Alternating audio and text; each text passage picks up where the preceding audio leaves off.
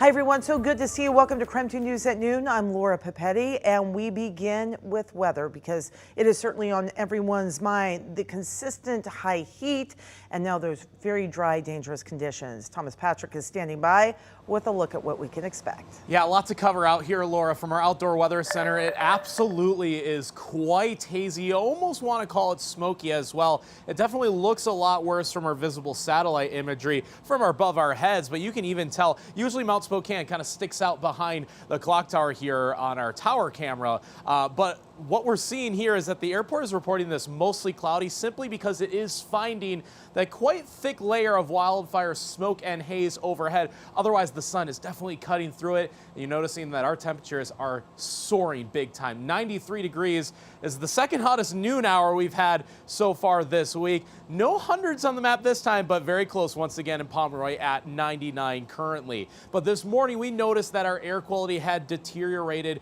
quite significantly. We still find ourselves in this unhealthy for sensitive groups range, or the orange category. There it's been stable all day. Not expecting that to get worse, especially the heat of the day helps to try to keep the atmosphere as filtered as possible, but there's just so much smoke and haze at play that it's going to stay in that category for today. And then finally, the winds have just started to pick up as of this noon hour, so we do find ourselves under red flag warnings due to the high to critical levels of fire danger. That's in effect through 9 p.m. on Friday, and coming up we're going to detail just when this heat breaks and when we could actually see our next chance of rainfall in our upcoming forecast. So look at that in just a couple minutes. Thomas, thank you so much. And Thomas was talking about the air quality. We're going to take a deeper dive here, looking at levels that we're seeing across the inland Northwest. In Omak, air is considered unhealthy right now.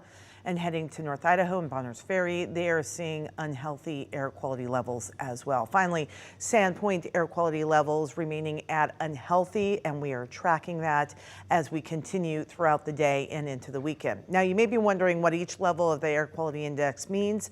Most of the time, we are in green or yellow, which is when the air basically doesn't really have a dramatic impact on your health.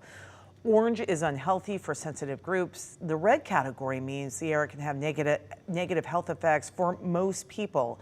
And then purple, very dangerous. It's considered very unhealthy. At this stage, it becomes a health alert, and then everyone is at high risk. Finally, maroon is actually hazardous levels, and that means you need to stay inside.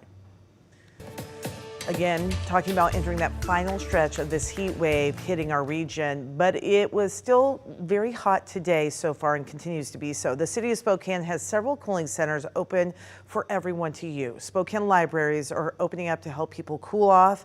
Here are the locations. The central location, Liberty Park, Shadle Park, Hilliard, South Hill, and Indian Trail libraries. Again, acting as cooling shelters, opening at 9 o'clock in the morning, closing at 7 p.m.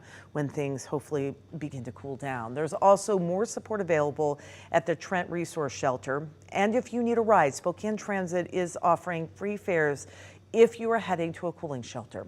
The splash pads and pools at city parks also open for people to use for free. Great way, especially for those kids, to cool off.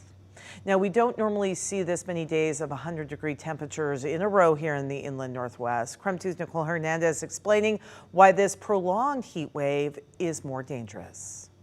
So when it's this hot for this long, the problem is not everyone here in the inland Northwest has an easy way to cool down. No air conditioning at home, no air conditioning at work. So I talked with Dr. Velasquez at the Spokane Regional Health District, and he explained why it's so important that everyone find at least some time to cool down in this 3-day stretch. So the reason why we pay more attention when you have more than 1 day of extreme heat is because your body does need the ability and the time to recover and reset its thermostat. The body needs some time to readjust. The human body is very effective at dissipating heat, but that does take a toll on the body. Dr. Velasquez explained there are 2 main ways the body cools off. 1, sweating, but consistent sweating can lead to dehydration. And 2, more blood flow to the skin, but that means your heart is working harder, and that's not good for days on end either. He says most of us can recover from being in the heat in about an hour. Some of us take a little bit longer, those that are more vulnerable to the heat, like people who are pregnant, elderly people, or children. But either way, it's important to find ways to cool down somewhere.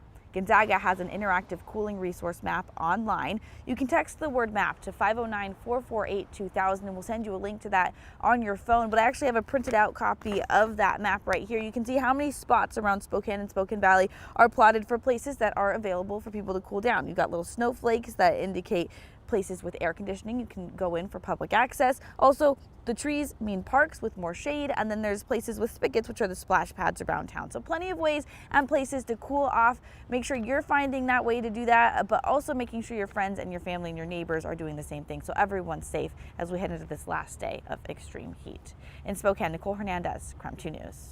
Thank you. Coming in new this afternoon, North Idaho fire officials say the Buckskin 2 fire by Clark Fork now 27% contained.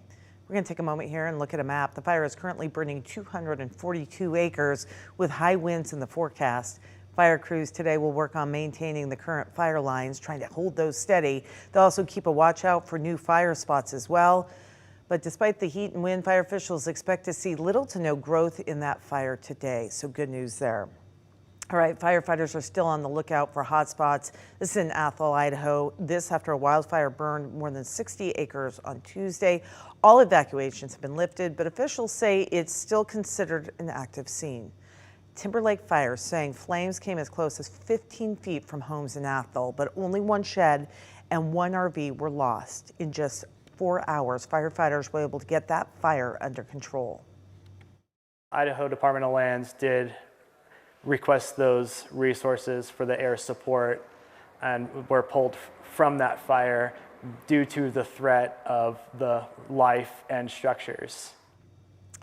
Timberlake Fire is saying the fire was human caused and right now under investigation.